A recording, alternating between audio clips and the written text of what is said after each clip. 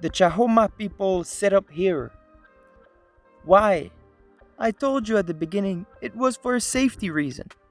Because it's 900 meters high. All around this complex, there's gigantic cliff dropping vertically. And there was only two entry to that wonderful complex, which is why the Spanish people had such a hard time conquering Mixco Viejo. It took them many days of war to conquer Mixco Viejo. Because first, when the Spanish arrived, they sent a little army to enter by the main entry, which is at Group K on the west side. The entry is really tiny. They were smart. They did this for a purpose. So the first attack failed completely. The Spanish people needed to back up.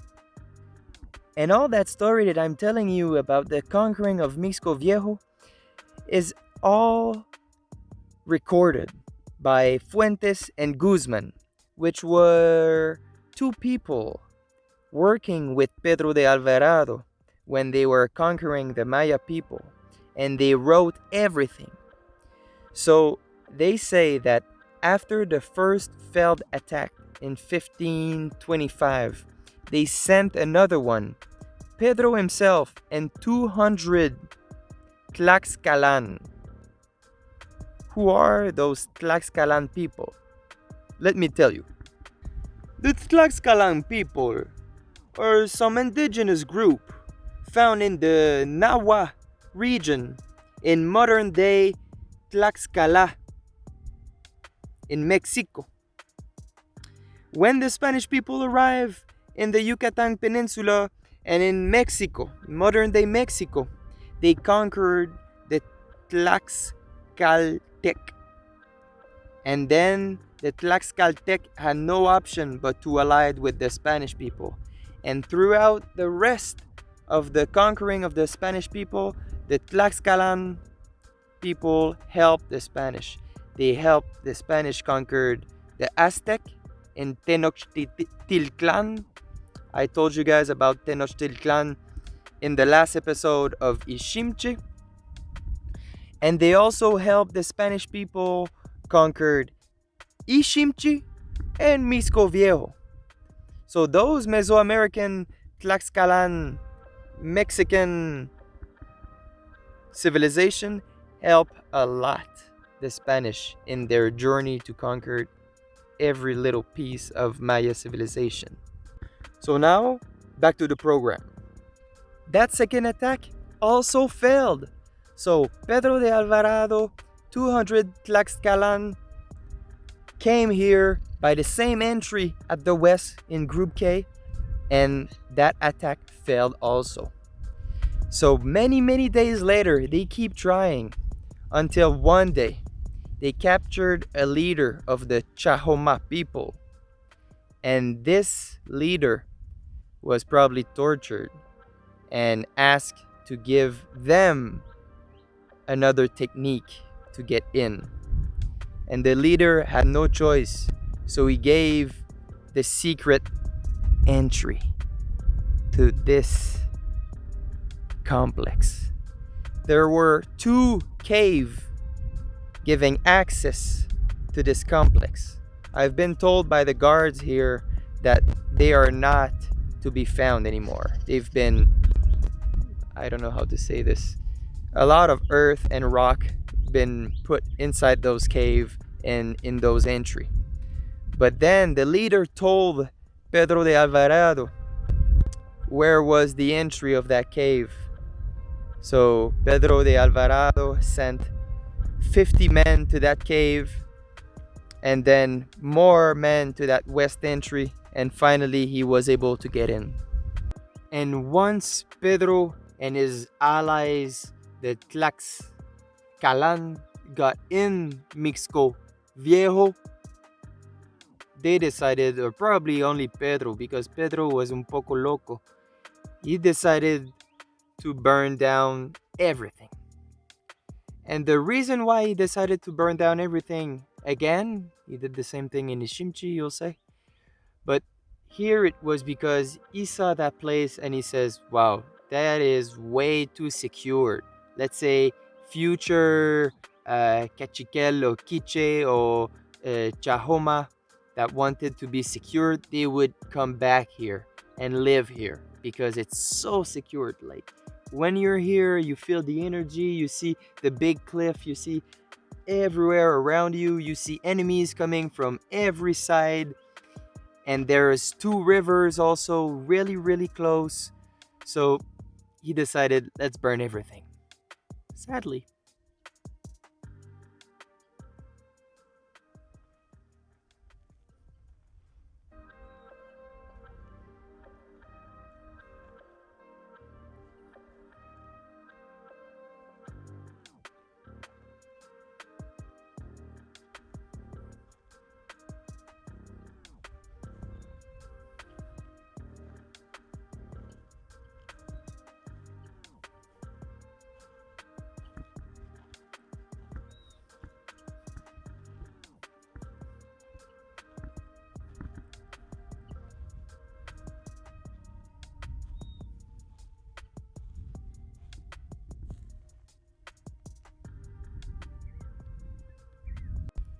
This is, ladies and gentlemen, the second ball court in the complex of Mixco Viejo, which is why archaeologists think that Mixco Viejo was the center of the ball game in the islands of Guatemala, because there's no other ball courts close to here, and here there's two.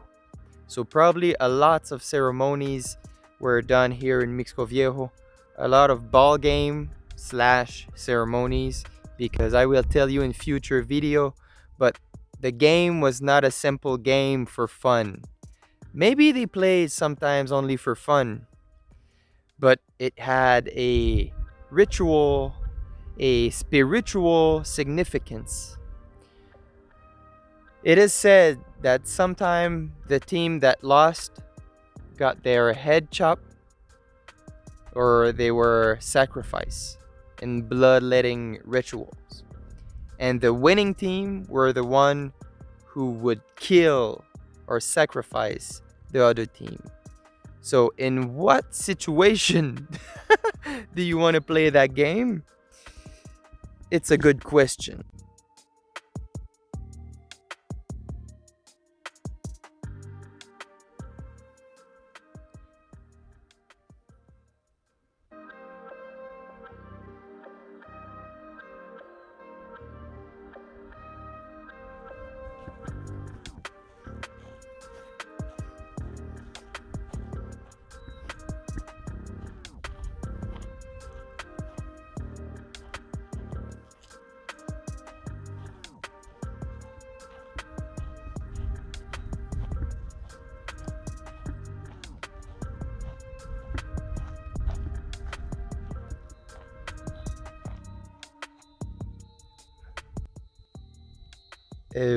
Wow? Wow? Yeah. Wow would be the word. Wow. Beautiful. This is Pyramid A1. I would say. Okay, no, I will not say because I'm not sure if it's the biggest one.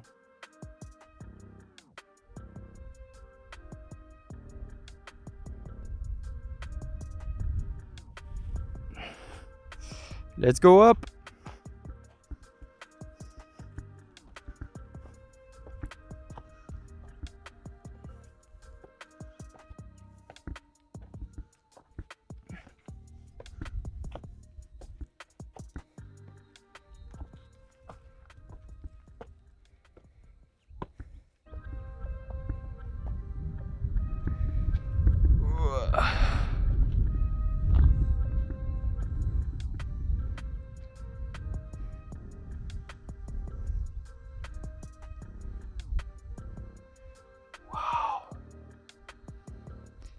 The twin pyramids are right there.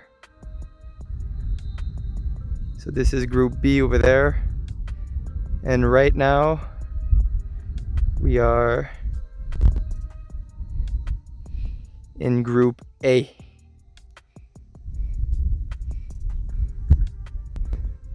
So we saw Group D, which is on the other side over there. Group BX, Group B, Group A. Now it's time to go on the complete other side, which is group with a letter. But which letter it is, I don't know. We will see. Wee! Remember when I said they choose this location because it was super secured because of the big cliff? I have a beautiful example for you guys right here. Look at this.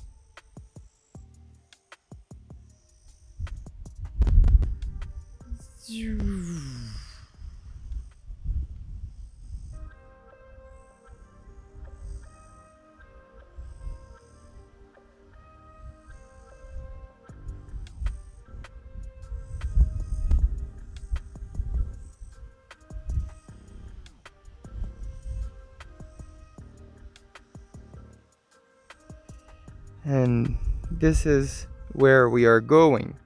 Let's go.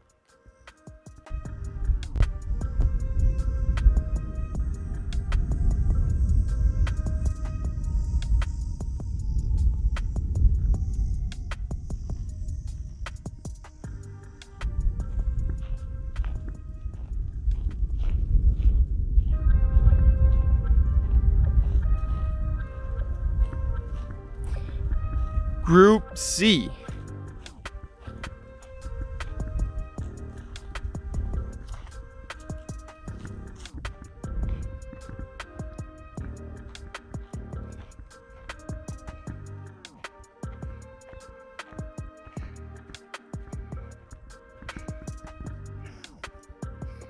Ah, that's different. Already bigger steps.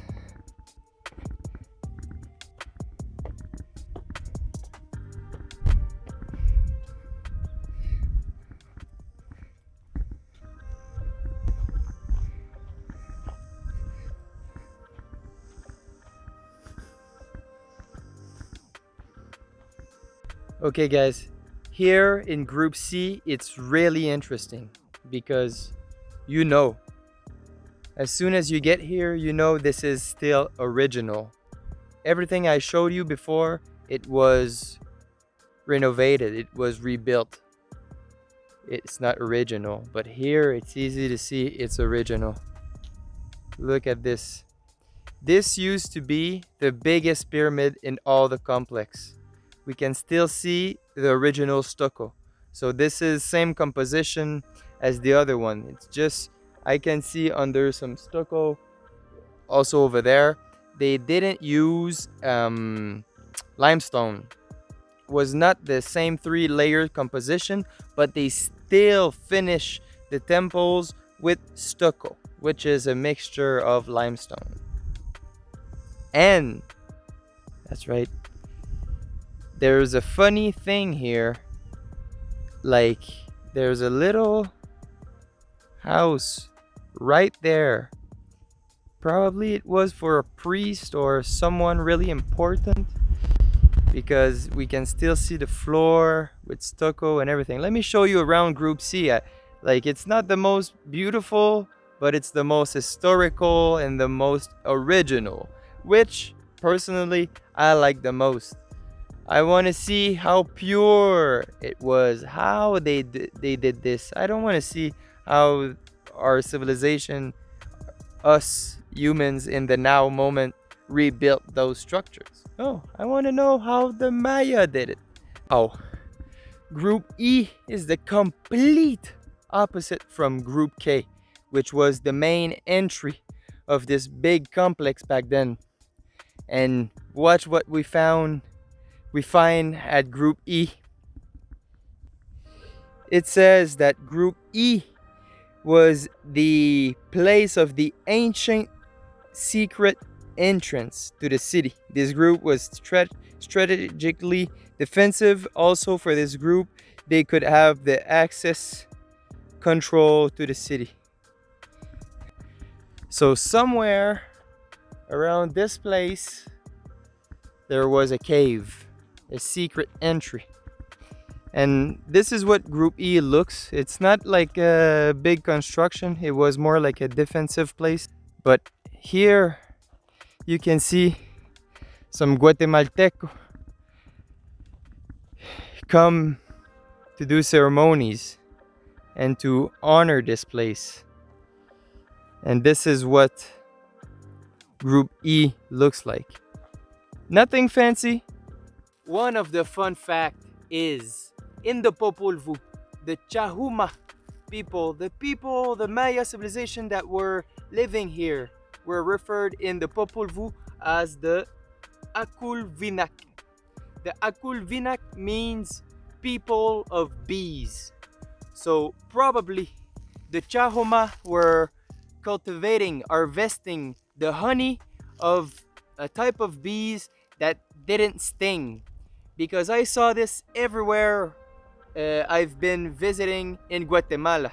I went to Antigua, I went to Lago Aticlan, San Pedro la Laguna, San Juan la Laguna, Tsununa, Panajachel, everywhere. They were asking me, do you want to learn the cultivation of honey from the bees that didn't sting? So probably the Chahoma were expert at cultivating, harvesting the honey of those bees. And the fun fact number 2 is the definition of Chahoma.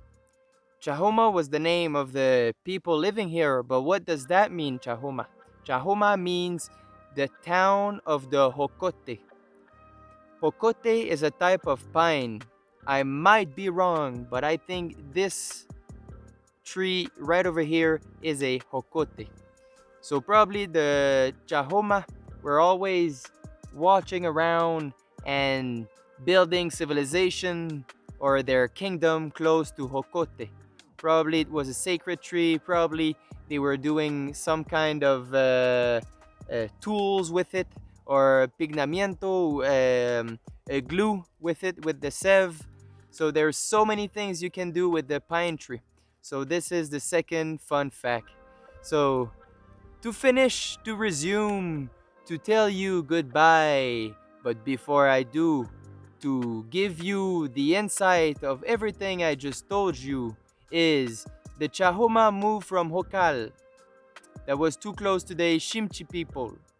They moved to Mixco Viejo, right over here, on top of that 900 meters mountain cliff. Really secured, which is why they choose that area. They built everything, but they didn't stay here for a long time because they established around 1450, and the Spanish people arrived just a year after they conquered Ishimche in 1524. They arrived here in 1525. A long war erupted. They tried to conquer Mixco Viejo many times, but because it was so secured, they had a hard time until one day a leader of the Chahoma was captured and he gave up the secret entrance, which is right there in Group E that I just showed you guys. And then eventually Pedro de Alvarado, el Pedro, muchacho Pedro loco un poco, was finally able to get in and conquered the Chahoma people and burned down the city. Thank you guys for watching this video. I hope you love the knowledge that I just shared with you. If you did, just click the little like button. Take this thumb or this finger or any finger of your hand and click that little button. And if you use a computer, there's something called a mouse. It goes like this. Just click that little like button. And if you like the content and you want to know more about the Maya civilization, I'm going to explore 137 temples for you guys. And for me also, because I love this story and I love the Maya civilization and all ancient civilization. So maybe you can subscribe also. And leave me a comment because I have some knowledge exactly for your name. If you want to know how to write your name in Maya symbol, Maya Sembulo, just write down in the comment section your name, your email address. Let's get talking, and I will forward you some drawings. I will forward you some information. It will be my pleasure to share with you all the knowledge of the ancient civilization, the Maya civilization, the one that I'm learning at this moment. Thank you, family humanity. See you in the next video. Woo!